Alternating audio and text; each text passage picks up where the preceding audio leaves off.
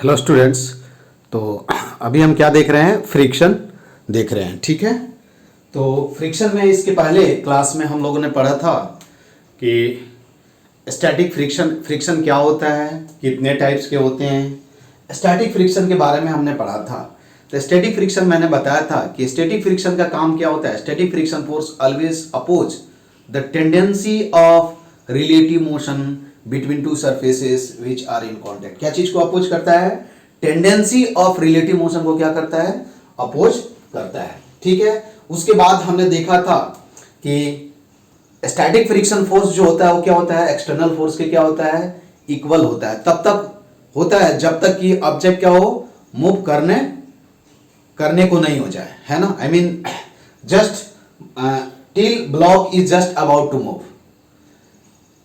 तो जब क्या होगा, जब मैंने ये बताया था कल एक्सपेरिमेंट आई मीन कल बताया था कि जब क्या करोगे आप एक्सटर्नल फोर्स के वैल्यू के बढ़ाते जाओ तो एक ऐसा सिचुएशन आता है कि अब ऐसे लगता है कि यार थोड़ा भी इस फोर्स से क्या करें, इस एक्सटर्नल फोर्स से थोड़ा भी वैल्यू बढ़ा दें तो ऑब्जेक्ट क्या होगा? मूव करने लगेगा। तो उसको हम क्या बोलते हैं? वो कंडीशन क्या बोलते हैं? Block is on the verge of motion और अबाउट टू मूव और ब्रेक अवे। ठीक है, तो उस सिचुएशन में जो फ्रिक्शन फोर्स लगता है उसको हम क्या बोलते हैं? लिमिटिंग फ्रिक्शन फोर्स बोलते हैं। क्या बोलते हैं? लिमिटिंग फ्रिक्शन फोर्स बोलते हैं। I mean maximum value of static friction force is called limiting friction force. तो लिमिटिंग फ्रिक्शन फोर्स का जो वैल्यू होता है कभी एक्सटर्नल फोर्स पे डिपेंड नहीं करता है। मैंने ये बताया था कि लिमिटिंग फ्रिक्शन इज क्या होता है? Magnitude of limiting friction force is directly proportional to क्या होगा? Normal force. ठीक है, greater the value of normal force more will be क्या होगा? More will be the value of limiting friction force and vice versa. ठीक है, उसके बाद मैंने ये भी बताया था कि लिमिटिंग फ्रिक्शन फोर्स जो होता है कभी area of contact either microscopic area of contact हो और मैक्रोस्कोपिक एरिया ऑफ कांटेक्ट हो, उस पर डिपेंड नहीं करता है। फिर मैंने बताया था कि जब ऑब्जेक्ट क्या होता है, थोड़ा फोर्स बढ़ाओगे तो ऑब्जेक्ट क्या होता है? चलने लगता है। तो जब ऑब्जेक्ट चलने लगता है तो कौन सा फ्रिक्शन फोर्स लगता है? काइनेटिक फ्रिक्शन फोर्स लगता है। काइनेटिक फ्रिक्शन फोर्स लगता है। तो मैंने यहां अभी उसी के बारे में हम पढ़ेंगे कि when one surface slide over another surface the friction force is called क्या होगा? Kinetic friction force. Kinetic friction force always oppose relative motion. ठीक है, देखो यहां क्या है? एक ब्लॉक रखा गया, ब्लॉक ये रफ सरफेस पे मूव कर रहा है ना। तो मूव कर रहा है तो यहां मोशन में है, ब्लॉक क्या है? मोशन में है। तो फ्रिक्शन फोर्स ऑफ कोर्स क्या करेगा? इसके मोशन को क्या करेगा? ग्राउंड के रिस्पेक्ट में क्या करेगा? जो मोशन है उसको क्या करेगा? अपोज करेगा। तो फ्रिक्शन फोर्स किधर लगेगा? पीछे लगेगा। किधर लगेगा? पीछे फ्रिक्शन फोर्स लगेगा। ठीक है, कोई जरूरी है कि हर टाइम पीछे लगता है। मैं आपको बताऊंगा अभी हम देखेंगे कि how to find out direction of क्या होगा? Motion of friction force. ठीक है, अब क्या हुआ? एक्सपेरिमेंटली ये देखा गया, क्या होगा? एक्सपेरिमेंटली it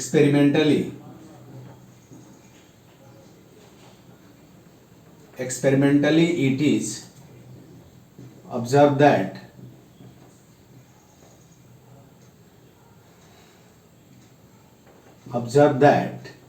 क्या क्या देखा गया कि फर्स्ट में क्या गया कि kinetic friction force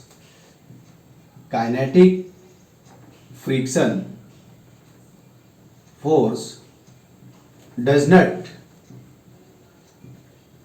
not depend on the क्या होगा? on the area of contact for a क्या होगा? Given normal force. ये देखा गया एक्सपेरिमेंट करके। ठीक है, दूसरा देखा गया कि मैग्नीट्यूड ऑफ क्या होगा? Magnitude of kinetic friction force. Again क्या होगा? मैग्नीट्यूड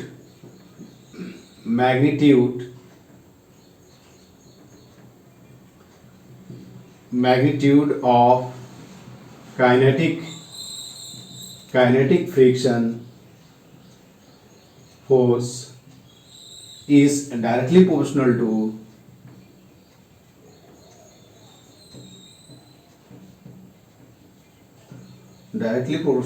to नॉर्मल फोर्स,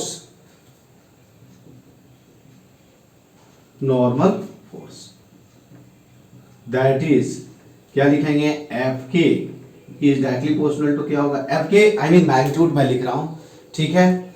और इसको हम ऐसे भी लिख सकते हैं, F K is equal to क्या लिख सकते हैं, म्यू के इंटू एन, क्या है, म्यू के इंटू क्या होगा N.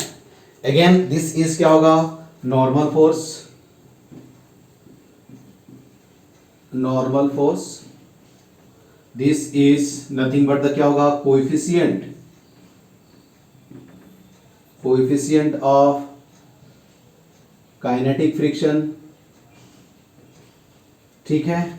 And this is kinetic friction force, this is magnitude है ना, तो काइनेटिक फ्रिक्शन, फ्रिक्शन फोर्स, ठीक है। क्या होगा, kinetic friction force is equal to क्या होगा, म्यू के इंटू क्या हो जाएगा एन, क्या होगा, म्यू के इंटू क्या हो जाएगा एन, वेयर म्यू के को हम क्या बोलते हैं, कोएफिशिएंट ऑफ काइनेटिक फ्रिक्शन बोलते हैं, क्या बोलते हैं हम उसको, कोएफिशिएंट ऑफ काइनेटिक फ्रिक्शन बोलते हैं, ठीक है। तो जब भी आपको काइनेटिक फ्रिक्शन का वैल्यू जो होगा लिखना होगा, तो आप क्या करोगे, काइनेटिक फ्रिक्शन का वैल्यू तो क्या लिखोगे, एफ के इक्वल टू क्या होगा, म्यू के इंटू क्या हो जाएगा एन। एन आप डिफरेंट सिचुएशन पर डिपेंड करेगा, तो एन का वैल्यू रखो और वहां से आपको क्या मिल जाएगा, काइनेटिक फ्रिक्शन फोर्स का वैल्यू मिल जाएगा। अब यहां लिखना है कि कोएफिशिएंट ऑफ क्या होगा,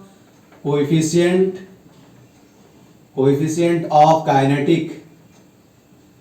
kinetic friction force, kinetic friction depend on, ये में क्या चीज पे डिपेंड करेगा, क्या चीज पे डिपेंड करेगा, नेचर ऑफ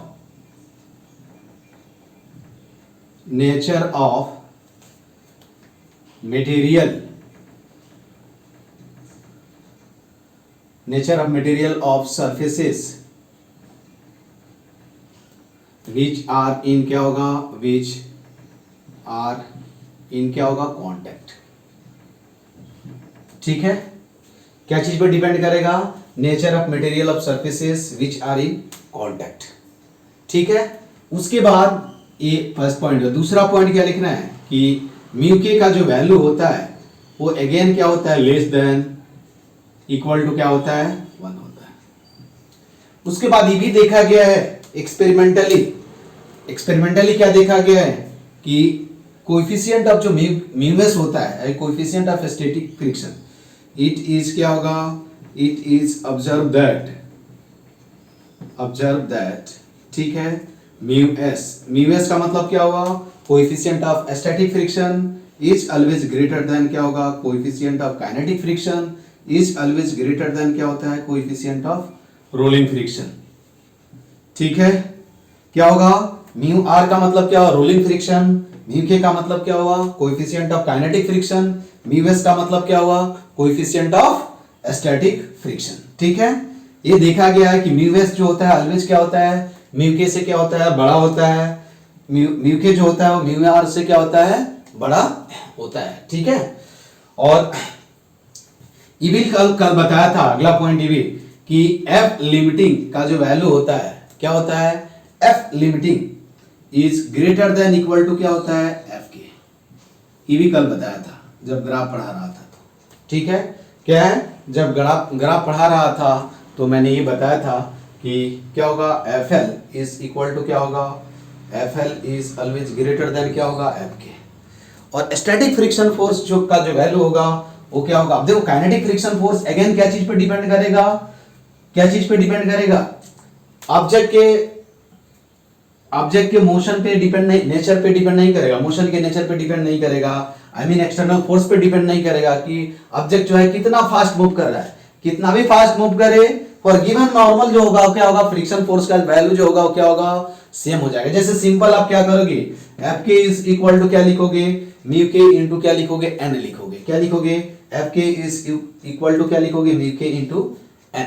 सिंपल, हर जगह म्यू के का वैल्यू दिया रहेगा, एन है आपको, एन का वैल्यू कैसे, एन इक्वल टू एमजी भी हो सकता है, एमजी कॉस थीटा भी हो सकता है, वो डिपेंड करता है सिचुएशन पे। तो यहां एक और पॉइंट लिख लेना है कि फ्रिक्शन फोर्स जो है वो कभी भी क्या है, स्पीड पे डिपेंड नहीं करता है, स्पीड ऑफ मूविंग ऑब्जेक्ट पे डिपेंड नहीं करता है। ठीक है, समझ में आया ना? तो यहां ये पॉइंट लिख लेना है कि friction, kinetic friction force, kinetic friction force does not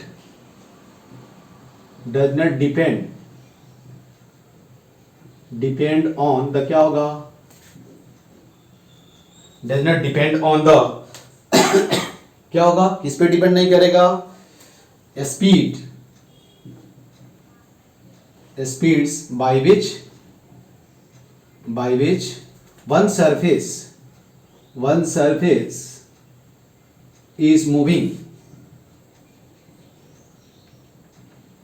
is moving over the, क्या होगा, over the other surface।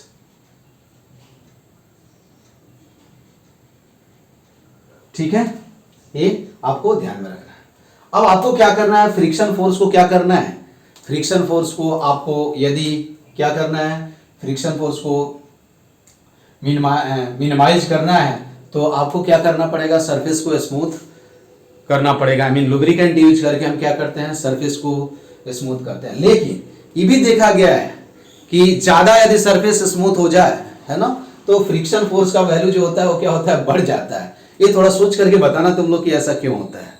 ठीक है, इवन एच सी वर्मा का बुक पढ़ोगे तो उसमें क्वेश्चंस, जो शॉर्ट क्वेश्चंस आंसर जो दिए हुए हैं उसमें पॉइंट उन्होंने एक क्वेश्चन पूछा है, उन्होंने ये बताया नहीं है, तो ये आपको सोचना है कि हम ये जानते हैं कि सरफेस जितना स्मूथ होगा उतना ही फ्रिक्शन फोर्स का क्या होगा, वैल्यू जो होगा वो क्या होगा, कम होगा। लेकिन एक लिमिटेशन होता है कि नहीं, सरफेस इससे यदि ज्यादा स्मूथ हो जाएगा तो क्या हो जाएगा, फ्रिक्शन फोर्स का वैल्यू जो होता है वो क्या होता है, बढ़ जाता है। क्या होता है, बढ़ जाता है। ठीक है, अब ये आपको क्या करना है, जब स्टैटिक फ्रिक्शन फोर्स का वैल्यू लिखना है, लिमिटिंग फ्रिक्शन का फोर्स का वैल्यू तो क्या लिखना है, mu S into N. Kinetic friction force का वैल्यू लिखना है तो क्या लिखना है, म्यू के इंटू एन। यदि ऑब्जेक्ट मूव नहीं कर रहा है तो उस सिचुएशन में आपको क्या करना है, यदि फ्रिक्शन फोर्स का वैल्यू लिखना है तो एक्सटर्नल फोर्स के क्या करना है, इक्वल लिख देना है। अब हम क्या करेंगे, देखेंगे कि यहाँ फ्रिक्शन फोर्स का जो डायरेक्शन होगा वो इंपॉर्टेंट है कि यहाँ हम लिखेंगे क्या होगा कि direction of kinetic friction force. ठीक है, इसको कई तरह से आप देख सकते हो कि ये बहुत इंपॉर्टेंट है। देखो, डायरेक्शन, जब तुमको क्या है नहीं समझ में आता है, कुछ नहीं समझ में आया कि फ्रिक्शन फोर्स क्या है, किधर लग रहा है, तो आप क्या करो, सरफेस को क्या करो, स्मूथ मान लो, और फिर देखो कि ऑब्जेक्ट किधर मूव कर रहा है या उसकी टेंडेंसी किधर है, ऑब्जेक्ट किधर मूव कर रहा है। जब सरफेस को स्मूथ कर लेंगे और ऑब्जेक्ट जिधर मूव करेगा उसके अपोजिट डायरेक्शन में क्या करेंगे, हम फ्रिक्शन फोर्स अप्लाई कर देंगे। समझ में आया क्या, एक पॉइंट ये हुआ, ये बात समझ में आई। जब एक ऑब्जेक्ट दूसरे ऑब्जेक्ट पे मूव कर रहा है, दोनों ऑब्जेक्ट मूव कर रहे हैं, उस सिचुएशन में आप क्या करोगे कि फ्रिक्शन फोर्स कैसे देखोगे, सीडो फोर्स के अपोजिट डायरेक्शन में क्या करो, फ्रिक्शन फोर्स क्या करो, अप्लाई कर दो। सिंपल एग्जांपल है, सिंपल कॉन्सेप्ट क्या है या सिंपल फंडा क्या है कि सिंपल क्या करो, सरफेस को स्मूथ मान लो और देखो कि ऑब्जेक्ट मूव किधर कर रहा है, उस सरफेस पे, स्मूथ सरफेस पे जिधर मूव कर रहा है उसके अपोजिट डायरेक्शन में क्या करो, फ्रिक्शन कंसीडर कर लो। ठीक है, फ्रिक्शन उसके अपोजिट डायरेक्शन में क्या करो, आप कंसीडर कर लो। वही हम देखेंगे अभी कि फ्रिक्शन फोर्स कैसे, हम डायरेक्शन कैसे चेक करेंगे। जैसे देखो यहां क्या है, एक ऑब्जेक्ट ए है, ठीक है, इस पे एक दूसरा ऑब्जेक्ट रखा गया है। समझ में आया क्या, एक ऑब्जेक्ट ए, ये भी सरफेस क्या है, दिस इज रफ। ठीक है, अगेन दिस इज ऑल्सो क्या है, रफ, कोई डाउट नहीं है।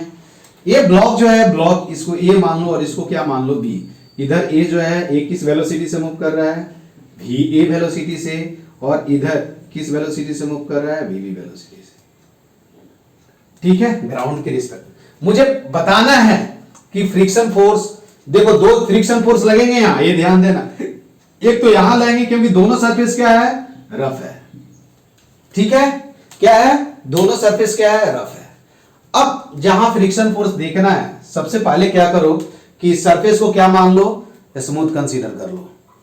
क्या करो, सरफेस को क्या करो, स्मूथ कंसीडर कर लो, और फिर देखो कि उस स्मूथ सरफेस पे ऑब्जेक्ट किधर मूव कर रहा है। जिधर मूव कर रहा होगा क्या करना है, उसके अपोजिट डायरेक्शन में क्या करना है, आपको क्या करना है, फ्रिक्शन फोर्स अप्लाई कर देना है। ठीक है, तो यहां दोनों क्या है, मूव कर रहे हैं। तो देखो, तो ग्राउंड पे इस सरफेस पे क्या होगा, यहां देखोगे तो फ्रिक्शन फोर्स, इसको स्मूथ सरफेस कंसीडर कर लो, तो देखो तो ये ब्लॉक जो है क्या होगा, ब्लॉक ए जो है वो इस ग्राउंड पे किधर मूव करेगा, आगे मूव करेगा। इसलिए यहां जो फ्रिक्शन फोर्स लगेगा इसको Fk1 नाम दे देता हूं, ये किधर लगेगा, पीछे लगेगा। अब प्रॉब्लम ये है कि जब दो ऑब्जेक्ट एक दूसरे पे मूव कर रहे हो, वहां हम कैसे देखेंगे। ठीक है, फ्रिक्शन फोर्स तो यहां कई तरह है। सबसे आसान क्या है कि या तो यदि दोनों मूव कर रहे हैं तो सबसे पहले रिलेटिव वेलोसिटी देख लो। हमेशा फ्रिक्शन फोर्स क्या करता है, रिलेटिव मोशन को क्या करता है, अपोज करता है। तो रिलेटिव मोशन जिधर हो रहा है उसके अपोजिट डायरेक्शन में आपका क्या करो, फ्रिक्शन फोर्स क्या करो, अप्लाई कर दो। ठीक है, जैसे देखो यहां मैं लिख रहा हूं कि VBA क्या होगा, velocity of B with respect, ये दोनों क्या है, ग्राउंड के रिस्पेक्ट में मूव कर रहे हैं।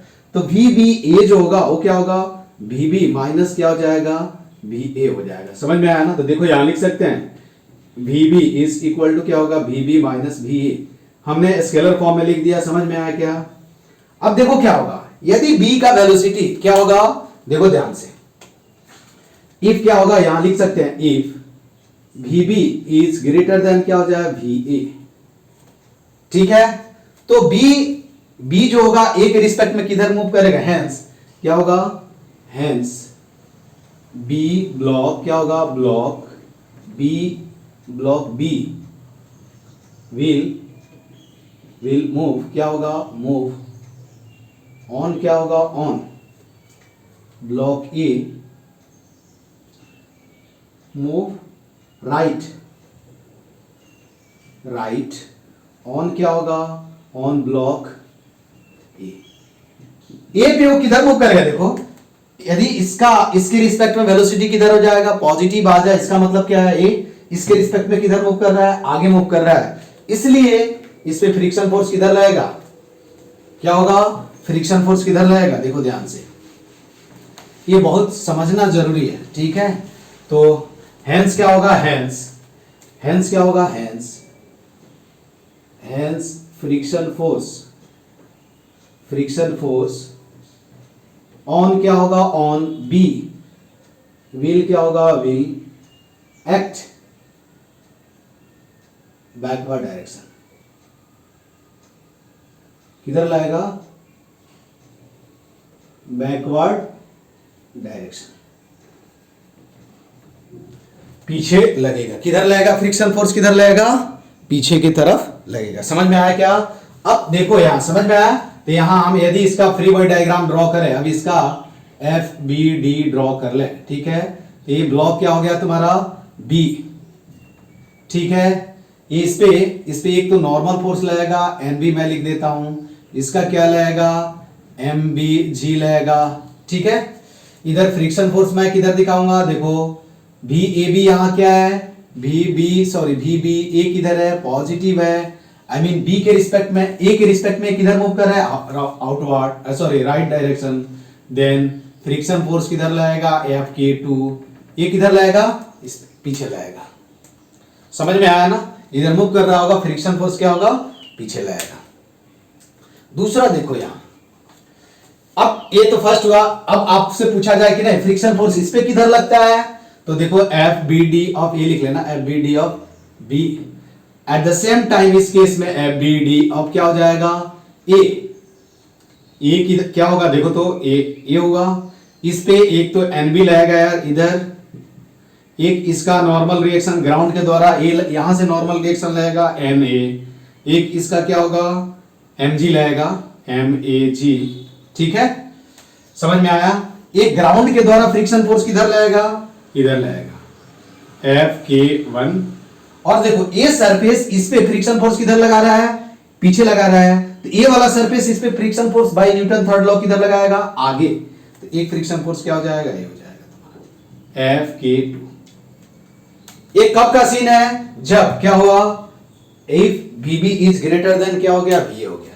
ठीक है, दूसरा पॉइंट हम ये लिख सकते हैं कि देखो क्या होगा, if VA is equal to क्या होगा, VB। आई मीन दोनों ब्लॉक जो है ग्राउंड के रिस्पेक्ट में सेम वेलोसिटी से मूव कर रहे हैं, देन क्या हो जाएगा, देन देखो तो B इज इक्वल टू क्या होगा, 0 हो जाएगा। आई मीन क्या होगा, one block with respect to other क्या होगा, रेस्ट में रहेगा। तो इस समय हेंस क्या लिखेंगे, हेंस क्या होगा, हेंस देयर इज क्या होगा, there is no relative motion.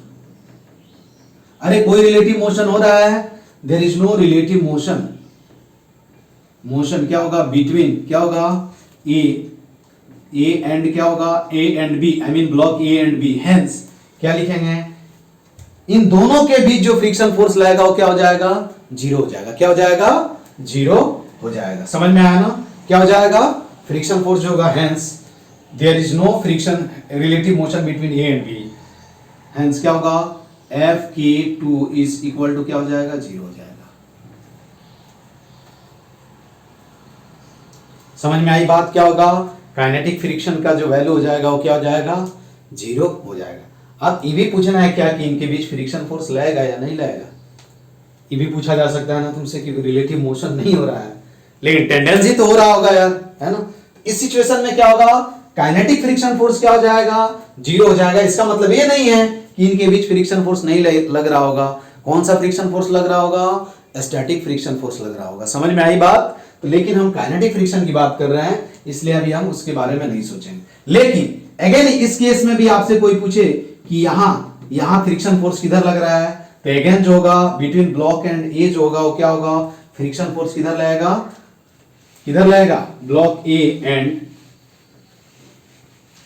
And ground के बीच फ्रिक्शन फोर्स किधर लगेगा, बैकवर्ड डायरेक्शन में लगेगा। समझ में आया ना। तो काइनेटिक फ्रिक्शन फोर्स क्या हो जाएगा इस सिचुएशन में, 0, क्योंकि रिलेटिव मोशन नहीं हो रहा है तो काइनेटिक फ्रिक्शन फोर्स नहीं लगेगा, लेकिन स्टैटिक फ्रिक्शन फोर्स वहां ऑपरेट होगा। स्टैटिक फ्रिक्शन फोर्स क्या होगा, लगेगा। ये ध्यान देना है, क्या है ये आपको ध्यान देना है, जो हम आगे पढ़ेंगे। ठीक है, समझ में आया क्या कि उनके बीच फ्रिक्शन फोर्स क्या हो जाएगा, 0 हो जाएगा।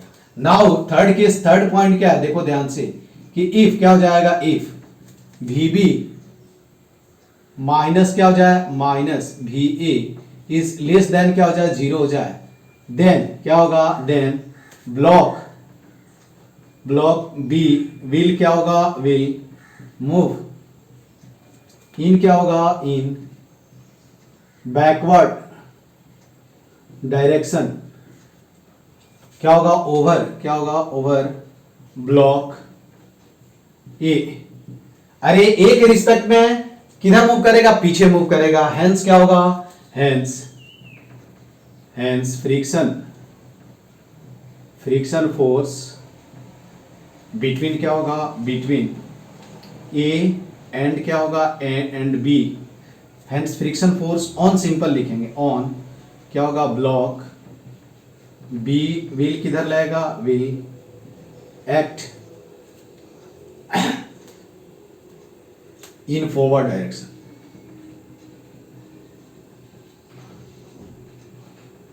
फॉरवर्ड डायरेक्शन, समझ में आया। तो यहां हम क्या लिखेंगे, यदि आप फ्री बॉडी डायग्राम ड्रॉ कर लो तो फ्रिक्शन फोर्स दिखा रहा हूं, इस केस में एफ के जो होगा, सिंपल यार डायग्राम, फ्री बॉडी डायग्राम नहीं भी ड्रॉ करोगे तो ए पे तो हमेशा क्या होगा, फ्रिक्शन फोर्स किधर लगेगा, Fk1 इधर ही लगेगा।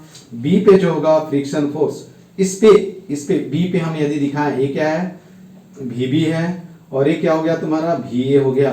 तो यहाँ VB पे जो फ्रिक्शन फोर्स दिखाओगे, ये ब्लॉक B है, तो इस पे फ्रिक्शन फोर्स किधर लगेगा, Fk1 किधर लगेगा, आगे लगेगा। क्यों, क्योंकि इसके रिस्पेक्ट में, ए के रिस्पेक्ट में ए है और ये क्या है, बी है। ए के रिस्पेक्ट में इसकी ये किधर मूव कर रहा है, पीछे मूव कर रहा है, तो फ्रिक्शन फोर्स किधर लगेगा, आगे लगेगा। ऑलवेज फ्रिक्शन फोर्स क्या करता है, रिलेटिव मोशन को क्या करता है, अपोज करता है। क्या करता है, रिलेटिव मोशन को। क्या करो, देखो कि एक ऑब्जेक्ट जो है दूसरे के रिस्पेक्ट में किधर मूव कर रहा है, जिधर मूव कर रहा होगा उसके अपोजिट डायरेक्शन में क्या करना है, फ्रिक्शन फोर्स आपको क्या करना है, अप्लाई कर देना है। जब ऑब्जेक्ट मूव कर रहा होगा तो फ्रिक्शन फोर्स किस टाइप का होगा? काइनेटिक फ्रिक्शन फोर्स होगा। जब ऑब्जेक्ट क्या होगा? रेस्ट में होगा तो फ्रिक्शन फोर्स क्या होगा? स्टैटिक नेचर का होगा। और जब क्या होगा? जब ऑब्जेक्ट जो होगा जस्ट अबाउट टू मूव होगा उस समय फ्रिक्शन फोर्स का वैल्यू जो होगा वो क्या होगा? लिमिटिंग फ्रिक्शन फोर्स का वैल्यू होगा। क्या होगा? लिमिटिंग फ्रिक्शन फोर्स का वैल्यू होगा। ठीक है, ये आपको क्या करना है? ध्यान रखना है। जैसे तुमसे कोई पूछे कि तो आपको ये समझ में आया। दूसरा क्या है? क्या है दूसरी तरह से हम कैसे देखेंगे? बाय यूजिंग क्या होगा? Pseudo force.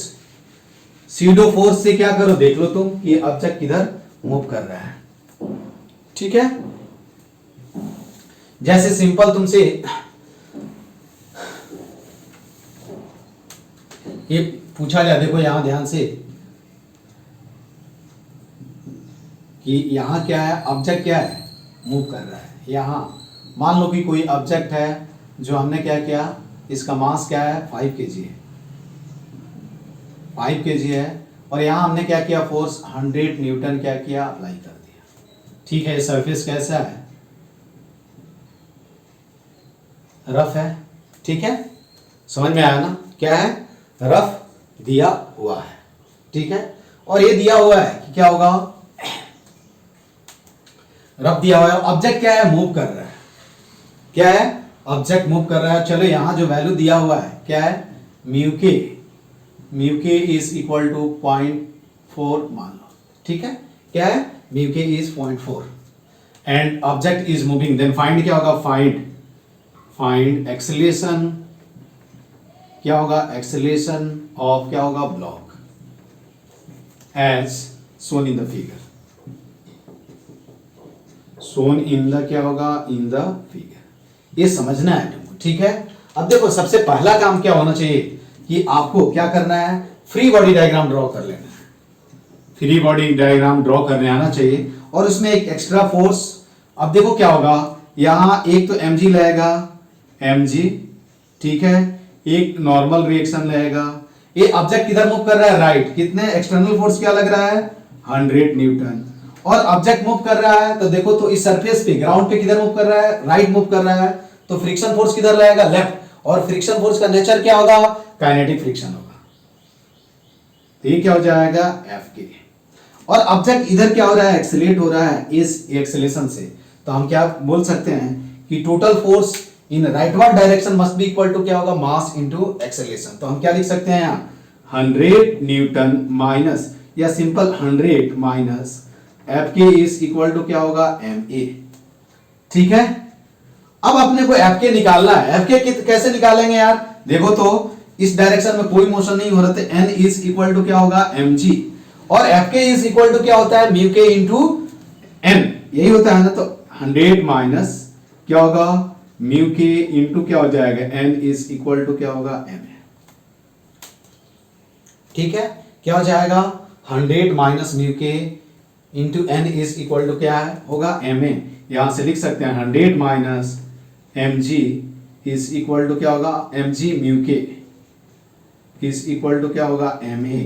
तो A is equal to 100 upon क्या होगा? एम माइनस म्यू के जी हो गया। ये कितना होगा? देखो m का वैल्यू रखो 5, तो ये कितना हो जाएगा? 20 माइनस 0.4 है या 0.3? 0.4 इंटू क्या हो जाएगा? 10। आई मीन ये कितना हो जाएगा? 20 माइनस कितना हो जाएगा? 4 इज इक्वल टू क्या होगा? 16 मीटर पर सेकेंड एक्सीलरेशन। स्क्वायर एक्सीलरेशन से क्या होगा? मूव करेगा। समझ में आया क्या? तो ऐसे हम क्या करते हैं, इसमें कुछ नहीं कर रहे हैं, केवल फ्रिक्शन फोर्स एक एक्स्ट्रा क्या करना है? कंसीडर कर लेना है। ठीक है, एक एग्जांपल देखो यहां दिया हुआ है। ठीक है, ये क्या दिया हुआ है कि अब आपसे पूछा जाए कि क्या है, देखो यहां दिया हुआ है ब्लॉक्स क्या होगा? ब्लॉक सोन इन द, ये ब्लॉक क्या है? हाँ, ये block of mass 100 kg is placed on rough horizontal surface as shown in the क्या होगा in the figure। ठीक है, समझ में आया ना। if क्या होगा, if block is just about to move, क्या होगा, move, then friction force between क्या होगा, then friction force, then find friction force between क्या होगा, block and ground। ठीक है, जैसे देखो यहां एग्जांपल में, यहां क्या है, कौन सा कितने केजी का है, 100 केजी का। ठीक है, इधर फोर्स क्या लग रहा है, इधर देखो यहां दिया हुआ है कि इसको ऑफकोर्स पुल किया जा रहा होगा। चलो यहां से हम मान लेते हैं कि 200 न्यूटन फोर्स होगा। ठीक है, ऐसा मैंने मान लिया, या 100 न्यूटन या 50 न्यूटन मान लो, 50 न्यूटन। ठीक है, लेकिन ये दिया हुआ है, इधर ऑफकोर्स क्या होगा, देखो पहले ये देखना है कि टेंडेंसी क्या होगी। अब बहुत लोग का आंसर ये हो जाएगा कि सर आपने बताया कि क्या है, ये ऑब्जेक्ट चल नहीं रहा है ना, क्या है, ये चल नहीं रहा है। हाँ, यहां मैं भी लिख देता हूं कि mu S is equal to क्या होगा, 0.3। ठीक है, म्यू एस का मतलब क्या हुआ, coefficient of static friction force. और मैं आपसे बोलूं अब इसमें क्या है, अभी आपको देखना है, देखो यहां एक चीज दिया हुआ है कि मैंने ये बताया था कि जब क्या होता है, ब्लॉक चलने को होता है ना, चल नहीं रहा है, चलने को होता है, उस समय कौन सा फ्रिक्शन फोर्स लगता है। आप यदि आंख बंद करके अंधे की तरह सोचोगे तो क्या हो जाएगा, डायरेक्ट आपका आंसर क्या हो जाएगा, 50 न्यूटन। अरे सर ने तो बताया है कि जब भी क्या होगा, ब्लॉक रेस्ट में होगा तो friction force is equal to क्या होगा, एक्सटर्नल फोर्स। लेकिन एट द सेम टाइम मैंने ये भी बताया है कि जब ब्लॉक क्या होगा, on the verge of motion होगा या ब्लॉक मूव करने को होगा, उस सिचुएशन में फ्रिक्शन फोर्स का जो वैल्यू होता है वो क्या होता है, लिमिटिंग फ्रिक्शन फोर्स होता है। और लिमिटिंग फ्रिक्शन फोर्स कभी डिपेंड नहीं करता है, किस पे डिपेंड नहीं करता है, एक्सटर्नल फोर्स पे। तो यहां जो केस होगा, यदि आप ये लिखते, ये भी ऑप्शन होगा एफ एस, यहां याद रखना है नॉट इक्वल टू क्या होगा, 50 न्यूटन। समझ में आया ना, क्यों, क्योंकि यहां जो फ्रिक्शन फोर्स लगेगा वो कौन सा फ्रिक्शन फोर्स लगेगा, लिमिटिंग फ्रिक्शन फोर्स, एफएल। तो एफएल इक्वल टू, जैसा कि आप जानते हैं, म्यू एस इंटू एन होता है, और F L is equal to mu S यदि दिया हुआ है, म्यू एस 3 इंटू क्या हो जाएगा, M G I mean 3 into क्या हो जाएगा, 100 आई मीन कितना होगा, 300 न्यूटन लिमिटिंग फ्रिक्शन फोर्स का वैल्यू आएगा। समझ में आया क्या। तो हम क्या करते हैं, पहले ये देख लेंगे, ऐसे नहीं आंख बंद करके फास्ट। क्वेश्चन तो बहुत आसान है यार, मैंने तो अटेम्प्ट किया और मेरे फुल मार्क्स आए हैं। लेकिन क्या है, मिस्टेक क्या है कि यहाँ दिया हुआ है कि block is just about to क्या है, मूव। आई मीन क्या है, ये कौन सा केस है, लिमिटिंग फ्रिक्शन का केस है। तो लिमिटिंग फ्रिक्शन फोर्स जो होता है कभी 100 न्यूटन कभी एक्सटर्नल फोर्स के इक्वल नहीं होता है। लिमिटिंग फ्रिक्शन फोर्स का जो वैल्यू होता है वो ऑलवेज क्या होता है, क्या होगा, लिमिटिंग फ्रिक्शन फोर्स का वैल्यू म्यू एस इंटू क्या होता है, एन होता है। क्या होता है, म्यू एस इंटू एन होता है। ठीक है, अब इसके बाद हम और भी पॉइंट पढ़ेंगे कि यहां एक टर्म होता है एंगल ऑफ फ्रिक्शन। ठीक है, कि एंगल ऑफ फ्रिक्शन क्या होता है उसके बारे में हम पढ़ेंगे। ठीक है, कि एंगल ऑफ फ्रिक्शन क्या होता है। अब देखो क्या है, यहां सबसे पहले हम देखा है, यहां ऐसे भी बताया जाता है कि कंपाउंड फ्रिक्शन क्या है, friction is the nothing but the क्या, फ्रिक्शन फोर्स। क्या होगा, फ्रिक्शन फोर्स एज ए क्या होगा, एज ए कंपोनेंट। फिर हम आते हैं कंपोनेंट ऑफ क्या होगा, रिएक्शन फोर्स। रिएक्शन फोर्स देखो क्या है, जब मैंने बताया था यहां देखो कि जब हम क्या करते हैं, यहां तुम प्रूव भी कर सकते हो कि जब सरफेस क्या होता है, सरफेस से क्या हो, स्मूथ हो, स्मूथ सरफेस हो, तो रिएक्शन फोर्स आर से बेसिकली हम क्या करते हैं, उसको डिनोट करते हैं, ठीक है। तो उस सिचुएशन में यहां जो आर जो लगता है इसको हम क्या बोलते हैं, reaction force is equal to क्या होता है, नॉर्मल फोर्स होता है। कब, जब सरफेस क्या हो सरफेस क्या हो, स्मूथ हो, ठीक है। लेकिन सरफेस क्या हो जाएगा, रफ हो जाएगा। देखो जैसे यहां देखो ध्यान से, हमने यहां क्या किया, रफ सरफेस, फिगर ए मान लो, ठीक है। यहां हमने क्या किया, ब्लॉक को रखा और इधर फोर्स भी बढ़ा रहे हैं, एफ एक्सटर्नल इधर है। तो इस केस में सरफेस कैसा है, देखो सरफेस कैसा है, सरफेस कैसा है, रफ, क्या है, रफ सरफेस है, ठीक है। ये आपका क्या है। अब यहां क्या होगा, रिएक्शन फोर्स जो आर जो मैंने लिखा है, आर क्या है, दिस इज कॉल्ड क्या होगा, रिएक्शन फोर्स। इसको हम क्या बोलते हैं, रिएक्शन फोर्स। और एन क्या होता है, नॉर्मल फोर्स,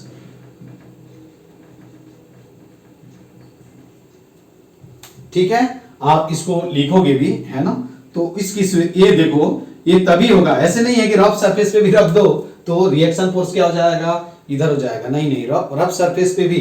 अब देखो यहां हमने क्या किया, देखो ध्यान से, ये रफ सरफेस है लेकिन एक्सटर्नल फोर्स क्या है, यहाँ एक्सटर्नल फोर्स को हमने क्या किया, 0 कर दिया, ठीक है। उस सिचुएशन में भी रिएक्शन फोर्स क्या होगा, अभी आप देखोगे रिएक्शन फोर्स क्या हो जाएगा, आगे लग जाए, अप लगेगा, mc इज इक्वल टू क्या होगा, रिएक्शन फोर्स, क्यों, यहाँ एक्सटर्नल फोर्स 0 है। इस केस में देखोगे यहां जो अभी हम पढ़ रहे हैं, अभी हम देखेंगे कि ये क्या है, m है, कोई ब्लॉक है जिसको रखा गया है और यहां इससे कोई फोर्स से कोशिश किया जा रहा है, ब्लॉक क्या है, मूव नहीं कर रहा है, ब्लॉक, ये याद रखना है, ब्लॉक इज एट क्या होगा, रेस्ट, ठीक है, समझ में आया ना। और सरफेस क्या है, रफ है, रफ सरफेस है। इस सिचुएशन में क्या होगा,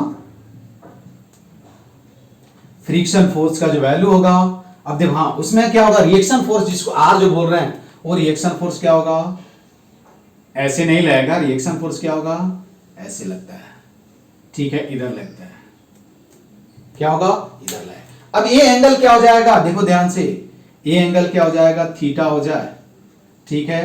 तो एक कंपोनेंट क्या होगा, रिएक्शन फोर्स के 2 कंपोनेंट होते हैं, कब, जब क्या होगा, सरफेस रफ हो, है ना, और मूव भी कर रहा हो या रेस्ट में होगा, लेकिन मुझे एंगल ऑफ फ्रिक्शन बताना है, इसलिए मैं तुमको ये बता रहा हूं कि अभी हम मूव नहीं कर रहे हैं, मूव भी करा दोगे तभी भी क्या होगा, फ्रिक्शन लग जाएगा, लेकिन यहां क्या होगा, काइनेटिक फ्रिक्शन लगेगा। या समझ में आना, तो हम वहां एफ एक्सटर्नल या मूव करा दो तुम, सबसे अच्छा है, ठीक है, मूव करा दो या ऐसे ही रहने दो, it does not matter whether it is moving और रेस्ट। उस सिचुएशन में क्या होगा, ये थीटा, तो आर के 2 कंपोनेंट होंगे, एक क्या होगा, आर कॉस थीटा, इसको हम क्या बोलते हैं, एन, नॉर्मल रिएक्शन बोलते हैं। और एक क्या होता है, सरफेस के पैरेलल लगता है, क्या लगता है, सरफेस के पैरेलल लगता है, इसको हम क्या बोलते हैं, फ्रिक्शन फोर्स। और एक क्या होता है, आर कॉस थीटा होता है। अब जब क्या होगा, ये रेस्ट में होगा, तो एफ इज इक्वल टू क्या होगा, आर कॉस थीटा हो जाएगा, ठीक है, सॉरी एफ क्या होगा, स्टैटिक फ्रिक्शन होगा। जब क्या होगा, block is just about to move, then F क्या हो जाएगा, लिमिटिंग फ्रिक्शन फोर्स हो जाएगा। और उसके correspondence when the block is just about to move, then the angle made by the क्या होगा, रिएक्शन फोर्स विथ क्या होगा, वर्टिकल या with normal is called angle of friction. जब क्या होगा, ब्लॉक चलने को होता है, व्हेन द क्या होगा, when the block is just about to move, then in that situation the angle made by the reaction force with normal is called angle of friction। कब, जब ब्लॉक क्या होगा, block is just about to क्या होगा, move, याद रखना है। ये ब्लॉक रेस्ट में होगा तो F is equal to क्या हो जाएगा, R cos theta equal to हम क्या लिख सकते हैं, F एक्सटर्नल लिख सकते हैं, ठीक है। जब ब्लॉक मूव कर रहा होगा तो क्या लिखेंगे, F is equal to क्या लिखेंगे, म्यू के इंटू एन लिखेंगे। जब ब्लॉक क्या होगा, अबाउट टू मूव होगा तो F इक्वल टू क्या होगा, सिंपल क्या हो जाएगा, F इक्वल टू क्या हो जाएगा, F इक्वल टू FL, ठीक है। और उसी सिचुएशन में ये दोनों क्या होगा, इक्वल नहीं होगा, समझ में आया ना। तो यहां क्या होगा, इस सिचुएशन में रिएक्शन फोर्स के 2 कंपोनेंट होते हैं। जब भी क्या होगा, याद रखना है कि क्या होगा, जब रफ सरफेस हो और रफ सरफेस कोई ब्लॉक रख दो और उसको पुल करो, तो उस सिचुएशन में रिएक्शन फोर्स क्या होता है, नॉर्मली वर्टिकली अप नहीं होता है, वर्टिकल के साथ कुछ एंगल पे क्या होता है, टिल्ट हो जाता है। तो इस रिएक्शन फोर्स का जो वर्टिकल के अलोंग कंपोनेंट होता है वही क्या होता है, नॉर्मल कंपोनेंट होता है। और जब क्या होता है, जो क्या होगा सरफेस के अलोंग होता है वही कंपोनेंट क्या होता है, फ्रिक्शन फोर्स प्रोवाइड करता है। तो दिस इज कॉल्ड क्या होगा, बेसिकली क्या होगा, फ्रिक्शन फोर्स। बात समझ में आया? तो यहां से आप अभी मत बोलना कि r cos theta equal to f external हो जाएगा। हाँ ये हो सकता है। तब यहां मैं 3 की सिचुएशन लिख देता हूं कि क्या होगा, इफ क्या होगा, इफ ब्लॉक इज क्या होगा, ब्लॉक इज क्या होगा, एट क्या होगा, रेस्ट। ठीक है, तो हम लिख सकते हैं, देखो f is equal to r cos theta is equal to क्या होगा, f एक्सटर्नल। ठीक है, और इस सिचुएशन में n इज इक्वल टू क्या होगा, r cos थीटा नहीं होगा ना यार, r sin थीटा होगा ना, सॉरी गलत लिख दिया हूं, r sin थीटा, यहां भी sin थीटा लिख लेना। ठीक है, और यहां क्या होगा, r cos थीटा। जब ब्लॉक क्या होगा,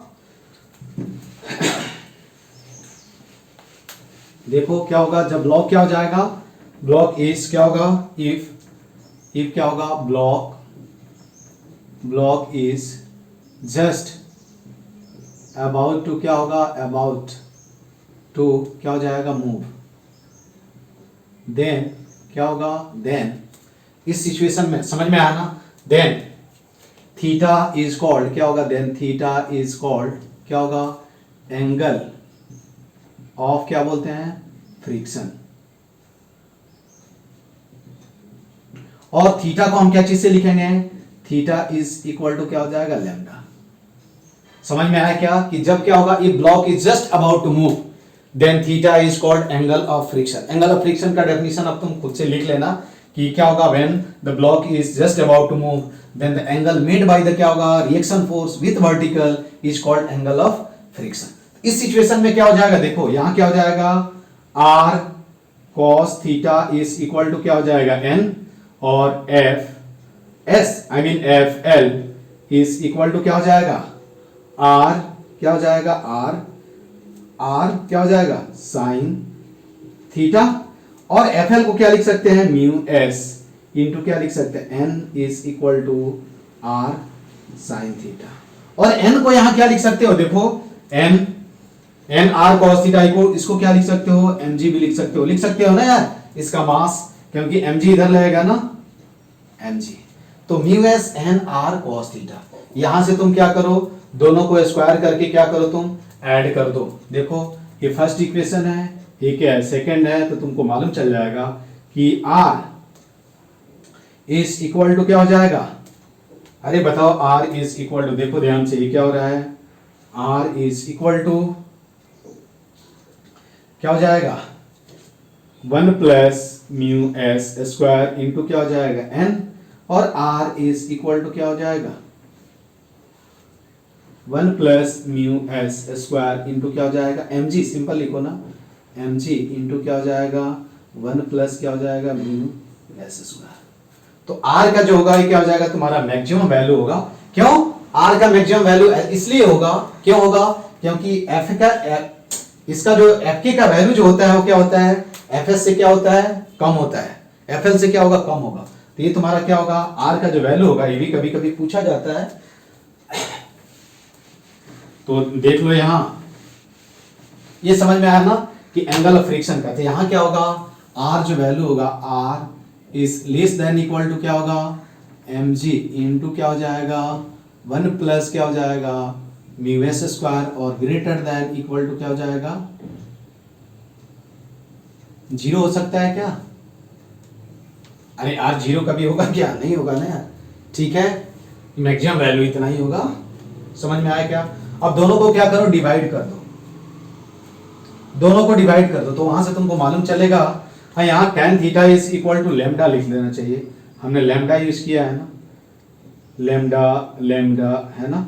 ठीक है, तो यहां क्या लिखोगे, देखो tan lambda is equal to क्या होगा, म्यू s, तो लैम्डा इज इक्वल टू क्या होगा, tan inverse of mu s। Lambda हम फ्रिक्शन क्या चीज को, एंगल ऑफ फ्रिक्शन को लैम्डा से ही डिनोट करते हैं। ठीक है, यहां से भी तुम देख सकते हो ठीक है, तो दिस इज कॉल्ड क्या होगा, एंगल ऑफ क्या होगा, फ्रिक्शन। ठीक है, एंड दिस इज क्या होगा, coefficient of static friction between क्या होगा, ग्राउंड एंड ब्लॉक।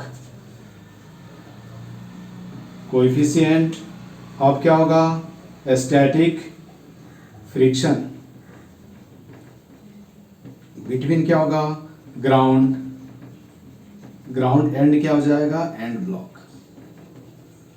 ठीक है, समझ में आया ना। यहां से एक पॉइंट आपको मिल रहा है कि क्या हो रहा है कि जो एंगल ऑफ फ्रिक्शन जो है वो क्या चीज पे डिपेंड करेगा, ये तुम यहां से बता सकते हो कि एंगल ऑफ फ्रिक्शन जो है वो क्या चीज पे डिपेंड करेगा। Angle of friction will depend on the क्या होगा, नेचर ऑफ द क्या होगा, surfaces of the block as well as क्या हो जाएगा, ग्राउंड, और किसी चीज पे डिपेंड नहीं करेगा। समझ में आया ना। तो ये क्या हो जाएगा, हेंस क्या, यहां से हम लिख सकते हैं कि एंगल ऑफ क्या होगा, फ्रिक्शन डिपेंड ऑन क्या होगा, नेचर ऑफ सरफेस ऑफ क्या होगा, block as well as ground. ठीक है, ये ध्यान देना है, दैट इज क्या हो जाएगा, म्यू एस। समझ में आया ना ये बात। अब क्या होगा, थर्ड पॉइंट जो था, तो एंगल ऑफ फ्रिक्शन, यहां से देख सकते हो, एक और पॉइंट कंसीडर कर सकते हो कि इफ क्या हो जाएगा, इफ सरफेस क्या हो जाए, सरफेस क्या हो जाए, स्मूथ हो जाए, तो क्या हो जाएगा, mu S is equal to 0, and यहां से क्या होगा, लैम्डा इज इक्वल टू क्या हो जाएगा, 0 हो जाएगा। ठीक है, उसके बाद यदि क्या हो जाए कि इफ क्या हो जाए, इफ ब्लॉक, अगला पॉइंट है इसमें, ब्लॉक इज क्या होगा, मूविंग, ब्लॉक जब मूव करेगा देन क्या हो जाएगा, देन सिंपल हम क्या लिखेंगे, F K is equal to क्या होगा, म्यू के, एन इज इक्वल टू क्या होगा, आर क्या होगा, कॉस थीटा। ठीक है, सॉरी आर साइन थीटा देखना, और क्या होगा, एन इज इक्वल टू क्या लिखेंगे, आर कॉस थीटा। इसको हम एंगल ऑफ फ्रिक्शन नहीं बोलते हैं, इसको हम एंगल ऑफ फ्रिक्शन बोलते हैं। इसको जस्ट क्या होगा, एंगल ऑफ फ्रिक्शन का जो मैक्सिमम वैल्यू होगा वो क्या होगा, सॉरी नॉर्मल रिएक्शन फोर्स का जो वैल्यू होगा वो क्या होगा, mg into 1 plus under root क्या होगा, म्यू एस स्क्वायर, और लेस 0 से क्या होगा, बड़ा होगा, और ये सिचुएशन होगा। ठीक है, समझ में आई बात। इसके बाद हम देखेंगे, क्या देखेंगे कि यदि क्या होगा कि एक पॉइंट और हम देख सकते हैं कि अब तुम देखो, ये क्वेश्चन है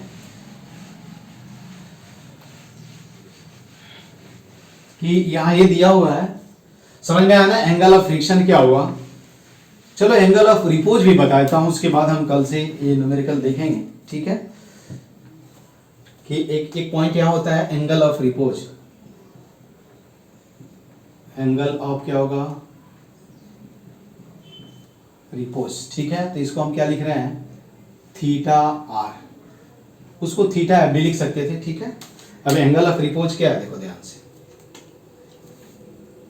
ये क्या है तुम्हारा, रफ सरफेस है, एक हॉरिजॉन्टल सरफेस है, और ये क्या है, इंक्लाइन प्लेन है।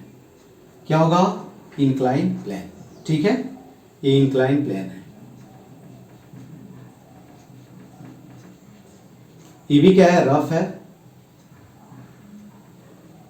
और ये क्या है, थीटा। यहां एक ब्लॉक रखा गया है। अब देखो ये ब्लॉक की टेंडेंसी किधर होगी, यदि इसका मास क्या है, m दिया हुआ है, मैंने क्या बोला है, स्मूथ सरफेस कंसीडर कर लो। देखो तो इधर क्या लगेगा, mg क्या लगेगा, mg cos थीटा, इधर क्या लगेगा, mg क्या लगेगा, mg sin थीटा, तो ऑब्वियसली इधर क्या लगेगा, फ्रिक्शन फोर्स लगेगा। ठीक है, क्या होगा, फ्रिक्शन फोर्स लगेगा, यदि हमने इसको थीटा कंसीडर कर लिया है। समझ में आया ना। और इधर क्या लगेगा, नॉर्मल फोर्स लगेगा। तो अगेन ये पूछा जा रहा है कि ब्लॉक क्या है, रेस्ट में है, मूव नहीं कर रहा है, ब्लॉक क्या है, रेस्ट में है। तो यहां तुम बता सकते हो क्या होगा कि ब्लॉक क्या है, रेस्ट में है। यहां तो हम लिख सकते हैं क्या होगा, यहां मान लेते हैं कि क्या है, ब्लॉक क्या है, रेस्ट में है। तो यहां देखो इफ ब्लॉक इज क्या होगा, ब्लॉक इज एट क्या होगा, rest, then simple friction force क्या हो जाएगा, एफ इज इक्वल टू, जब ब्लॉक रेस्ट में होता है तो फ्रिक्शन फोर्स का वैल्यू क्या होता है, एक्सटर्नल फोर्स सरफेस के अलोंग जो एक्सटर्नल फोर्स लग रहा है उसके इक्वल होता है। तो एफ इज इक्वल टू क्या होगा, mg क्या हो जाएगा, साइन थीटा, सिंपल। अब हम क्या कर रहे हैं, अब देखो क्या कर रहे हैं, यहां इस एंगल पे क्या है, रेस्ट में है, इसका मतलब क्या है कि थोड़ा एंगल क्या होगा, चेंज करोगे, ठीक है। अब हमने क्या किया, एंगल को चेंज किया और यहां एक ऐसा एंगल रखा, समझ में आया क्या, देखो ध्यान से, इसको हम क्या बोलेंगे, थीटा आर। एक यहां क्या होगा, थीटा आर, और देखो यहां इधर क्या लगेगा, mg sine theta R. Again इधर जो लगेगा यहां क्या हो जाएगा, fl, और fl का मतलब इधर क्या लगेगा, mg cos थीटा आर, और इधर क्या लगेगा, n। अगेन ये रफ सरफेस है, ठीक है, यहां भी रफ सरफेस है, तो यहां भी रफ सरफेस दिया हुआ है, यहां कोएफिशिएंट म्यू एस मान लो, ठीक है। यहां भी कोएफिशिएंट ऑफ स्टैटिक फ्रिक्शन क्या है, म्यू एस। यहां क्या है कि ब्लॉक जो है क्या होगा, जैसे जैसे देखो हमने क्या किया, एंगल क्या किया, बढ़ाते गया, एक ऐसा एंगल आएगा कि जिस एंगल के कॉरेस्पॉन्डेंस क्या होगा, block is just about to क्या होगा, मूव, है ना। तो क्या होगा, ब्लॉक इज ऑन द क्या होगा, वर्ज ऑफ मोशन। तो यहां लिख सकते हैं कि ब्लॉक क्या होगा, block is just about to क्या है, अबाउट टू मूव। और हम क्या बोलेंगे, block is on the verge of क्या है, मोशन। बात समझ में आई। उस सिचुएशन में ही क्या लगता है, फ्रिक्शन फोर्स का जो वैल्यू लगता है उसको हम क्या बोलते हैं, लिमिटिंग फ्रिक्शन फोर्स बोलते हैं क्या, लिमिटिंग फ्रिक्शन फोर्स, ठीक है।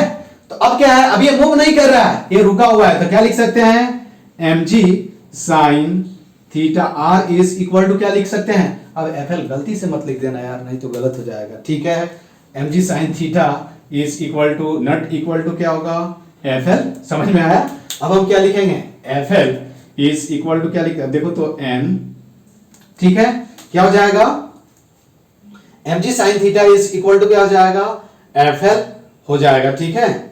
नहीं यहां लिखेंगे, नहीं तो फिर ये तो रुकेगा कैसे, ठीक है।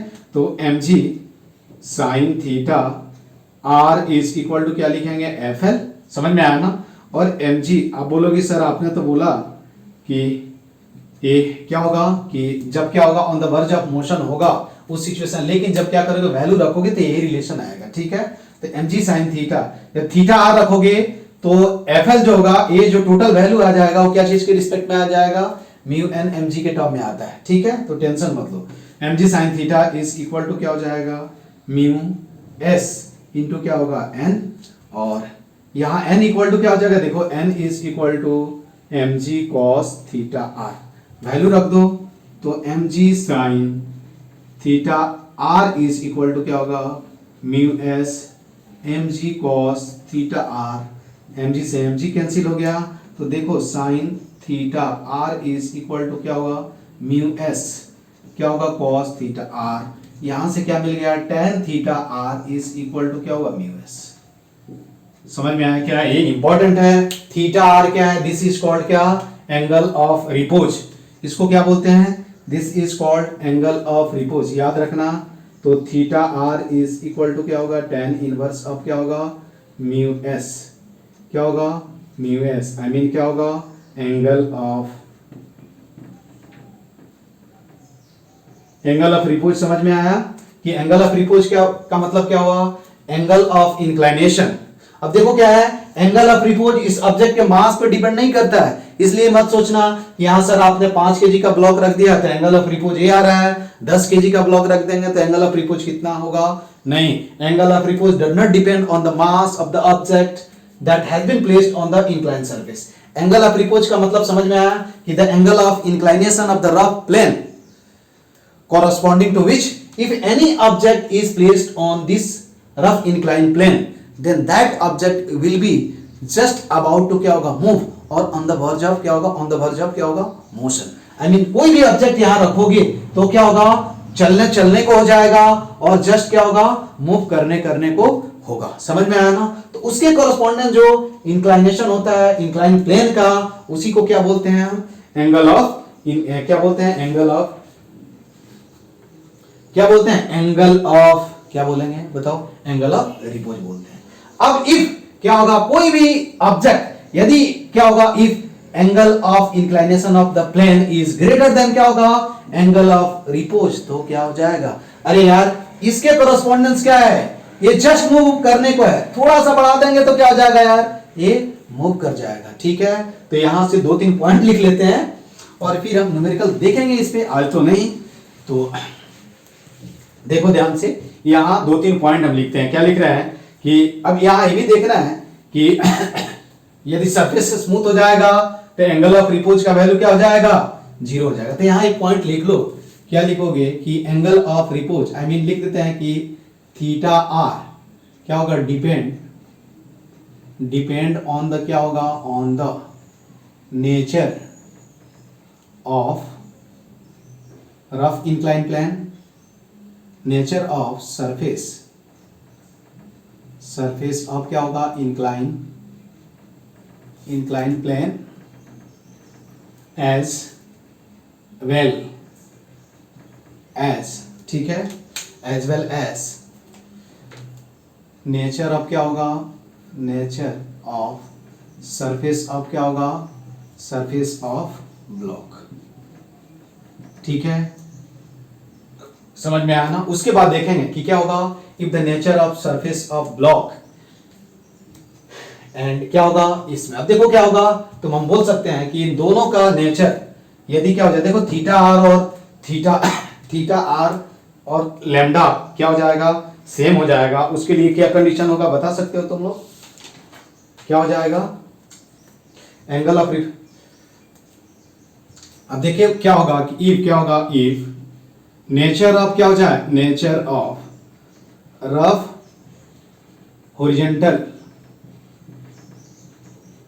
Horizontal surface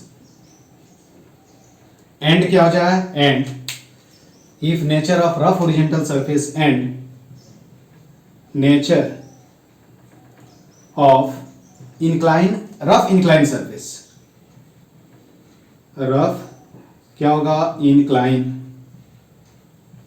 incline surface, are क्या होगा, आर सेम,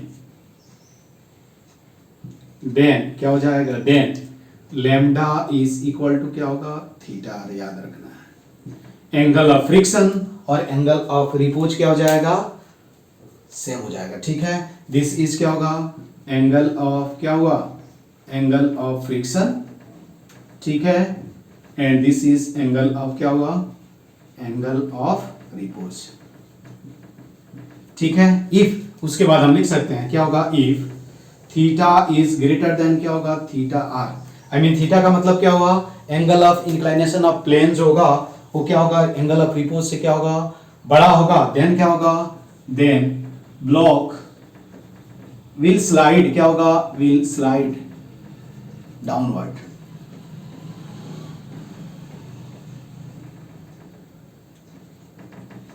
ठीक है, और समझ में आया ना? इसके बाद क्या लिखेंगे कि यदि क्या हो जाए, कि याद रखना है, दूसरा पॉइंट ये याद रखना है, क्या होगा कि इफ क्या हो जाए, if theta is less than equal to क्या होगा, theta R, then block will be क्या होगा, will be stationary on rough incline plane.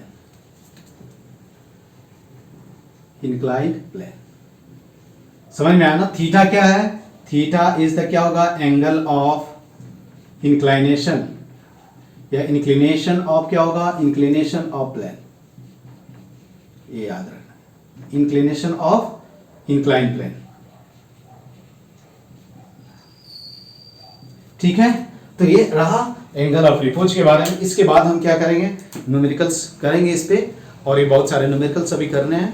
तो आज की क्लास में बस इतना ही। इसको अच्छे से पढ़ना, एक बार बुक भी देख लेना तुम लोग, ठीक है, और आगे भी हम इसको कंटिन्यू करेंगे। Okay, thank you.